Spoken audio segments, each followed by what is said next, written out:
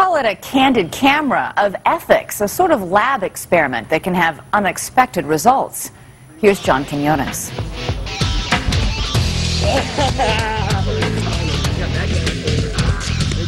Three teenage boys looking for trouble, big trouble. Looks like you overshot the trash can, Zach. Within moments, they surround someone's car, and they're trying to break in. Can you break in? I think I almost got it, dude. You almost got it? Yeah. And now they spray paint the car with graffiti. This man who's driving by has seen enough. Hey, is that your car? What? Is that your car? You can. You're up somebody else's car? I guess I'll call the police then. A friend of the man arrives and makes the call to 911. The cops will take care of you. Okay. It's a nice movie facility for you guys. Yeah. You'll love it 3 squares a day, buddy.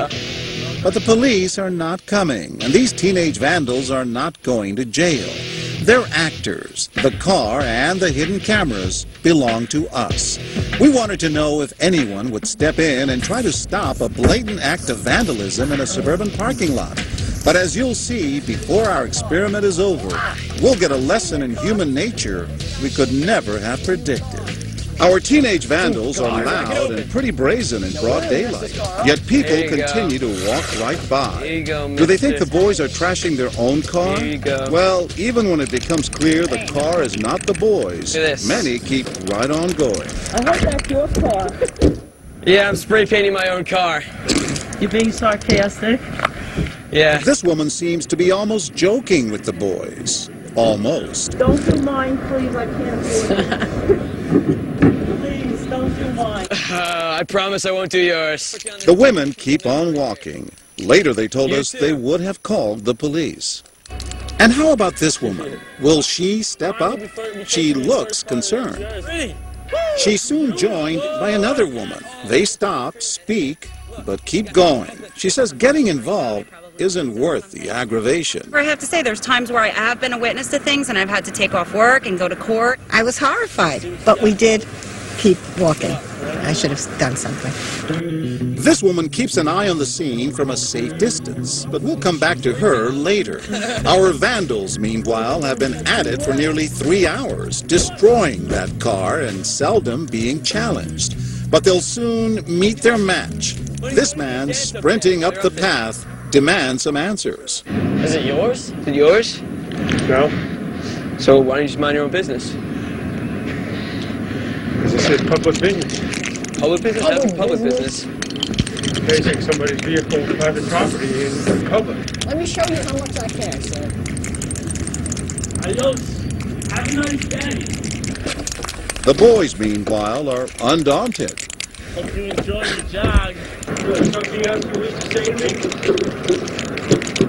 Something else you wish to say? No, I'm sorry. You're the one that keeps talking as I'm walking away. You got a problem? Yeah, I do. I hate folks that talk to me behind my back. Why don't you just...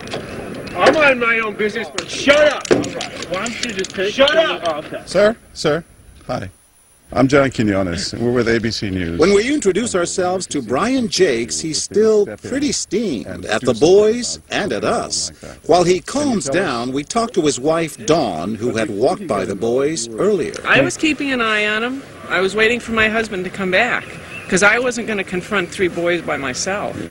Brian has cooled off now, and he says he was just acting on a lesson his father taught him. You can't turn your blind eye or deaf ear if somebody's in trouble. It wasn't your property. No, you're right, it wasn't. But, you know, it was somebody's. You know what? We're all in this together. He took action in a way that was selfless, and it was about stopping something bad from happening. Jack Davidio, professor of psychology at Yale University. He made a difference. I don't think it was a smart thing to do, necessarily, but I think it was a good thing and the right thing to do. Dangerous? Dangerous. That's why most people will walk by. Indeed, our vandals have been at it for most of the morning, viciously destroying someone else's car. Dozens of people have walked by, yet only a handful have challenged them. But we're about to discover that if this kind of vandalism in broad daylight doesn't get much attention, something else does, something we could have never imagined. Remember, all that destruction by our vandals triggered just one 911 call. But it turns out 2 other calls were made to 911 from the same park. 911, where's the emergency? In Richmond, New Jersey. But those calls were about another car parked nearby. A couple guys in the car laying down like they look like possibly they're getting ready to rob somebody. Rob somebody? How does he know that? The caller hangs up, but a few moments later, he's back. You got 3 black kids laying in the car, and there's a lot of little kids in the I'm just keeping an eye on them.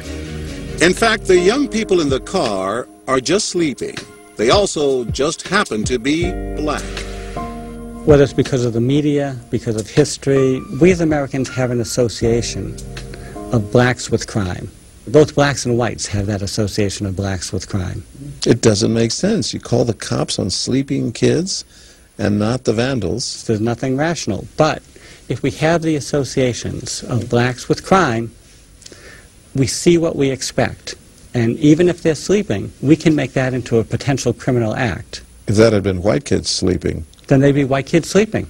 But coming up, if a few African Americans resting in a car trigger calls to 911, what'll happen when we replace the white vandals with 3 black actors?